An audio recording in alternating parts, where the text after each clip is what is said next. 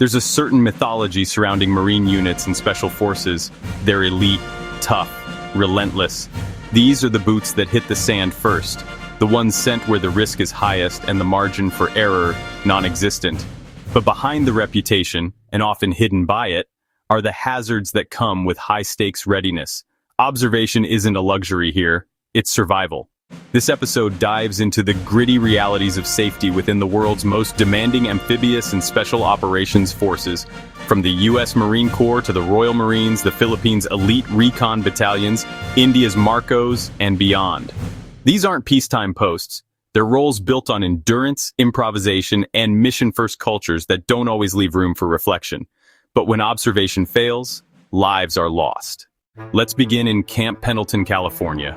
In 2020, 8 Marines and a Navy corpsman lost their lives during an amphibious assault vehicle, AAV training exercise that turned into one of the deadliest training incidents in recent U.S. military history. The AAV began taking on water off the coast, and evacuation was delayed due to communication lapses and mechanical failures. A subsequent investigation revealed several red flags. A prior report had flagged the vehicle's transmission system. The bilge pump was inoperable. The crew had limited training on underwater egress, and observation logs about the vehicle's status had not been reviewed before deployment. Every single one of those factors was observable. But in the momentum of the mission, with tight timelines and a normalized belief that it'll hold together, concerns faded into the background. In Special Forces communities, this normalization of high risk is compounded by a culture of silence. In 2019, an Australian Defence Force investigation into the 2nd Commando Regiment revealed that during training rotations, operators frequently ignored early signs of heat stroke, dehydration, and equipment strain to avoid being pulled from drills.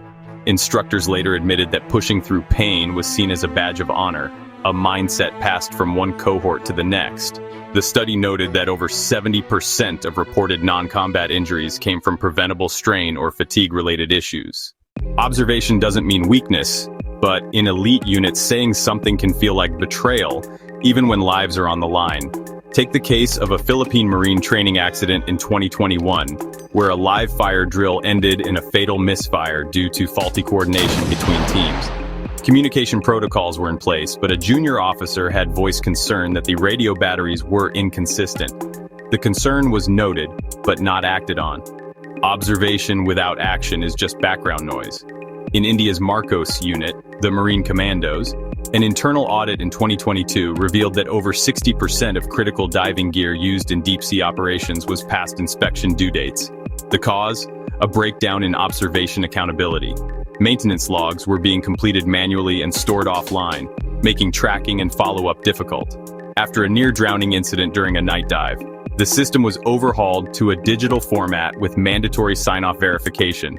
The difference was immediate. Within 3 months, gear-related delays and failures dropped by 45%. Even basic physical safety can become secondary in high-pressure environments. In 2018, a Royal Marine fractured 2 vertebrae during a fast rope insertion from a helicopter in the Falklands. The harness had been incorrectly secured by a new recruit during pre-checks, and the supervising sergeant had skipped the double confirmation because they'd done it 100 times before. Familiarity kills faster than inexperience because it erodes vigilance. Let's talk fatigue. Marine and special operations training often runs at tempos unmatched by conventional forces. Sleep deprivation is routine. Long marches, underwater navigation, and night drills push bodies and minds to the brink. But how many of those training cycles have embedded observers watching for early-stage burnout? In Canada's Joint Task Force 2, JTF2, a 2020 internal wellness review found that operators showed signs of cumulative sleep loss equivalent to commercial airline pilots after 3 back-to-back red-eye flights. The review led to a shift in scheduling and the addition of independent medics tasked specifically with fatigue monitoring, not combat support. This wasn't a reduction in readiness. It was a reinforcement of resilience. Mental health carries its own dangers. In a 2023 report, the UK Ministry of Defence found that Special Forces veterans were 65% more likely to experience untreated PTSD compared to regular forces, often due to stigma and lack of early intervention. The observation gap here is cultural. The belief that if you can breach a compound under fire, you can handle anything after. But invisible wounds become safety risks, not just for the individual, but for the unit. Observation in this context means noticing behavioral shifts, withdrawal, reckless decisions, or changes in leadership style.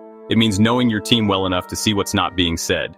In a tragic 2022 case, a South Korean UDT SEAL trainee collapsed during underwater drills and later died of cardiac arrest. Fellow trainees later testified he had complained of dizziness and chest tightness the night before, but in the drive to complete Hell Week, his concerns were dismissed by peers, instructors, and even himself. Let's not forget the families. In many cases, the first signs of strain, fatigue, or psychological stress show up at home. Partners notice mood swings. Parents hear doubt in a soldier's voice. Siblings see withdrawal. These are safety observations too, and they deserve to be heard, respected, and integrated into support systems. On the positive side, there are elite units getting this right. Norway's Coastal Ranger Command, specialists in amphibious reconnaissance, embedded a peer observation program after a near-fatal parachute entanglement in 2017. Every operator now has a designated safety shadow, a teammate whose only job during training is to observe and debrief. Since the program's introduction, training injuries have dropped by 30%. In the US, the Marine Corps has expanded its safety investigation boards to include junior ranks and medics, not just officers. The idea is simple. Different eyes see different things, and a lance corporal who notices heat stress or equipment fatigue might spot something a commander won't. That inclusivity has improved reporting rates by 22% over 2 years. And then there's transition.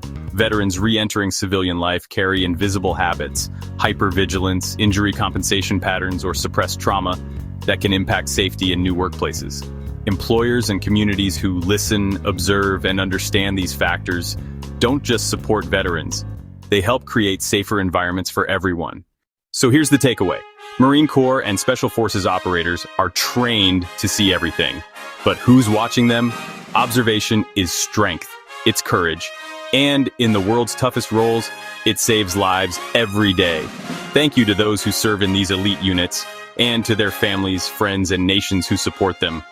Your sacrifices extend beyond the battlefield. And at Safety Smart HQ, we recognize the weight you carry. If you've served or supported someone who has, we'd be honored to hear your story in the comments. What you share might help another warrior, another team, another family. And if you're finding value in these videos, consider subscribing. Coming up next, we'll step into a very different safety environment.